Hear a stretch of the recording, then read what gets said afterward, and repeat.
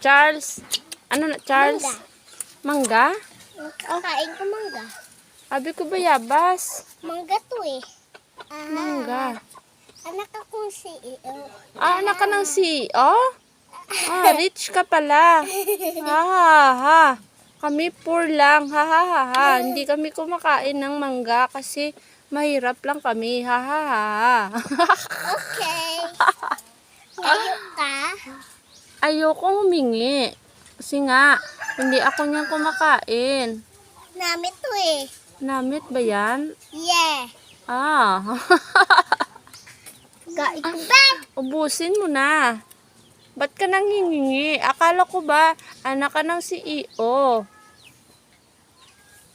Poor lang ako. Nanghihingi lang ako sa kanya. Ay, ng mangga. Ay, ganun ba? Ha, ha, ha.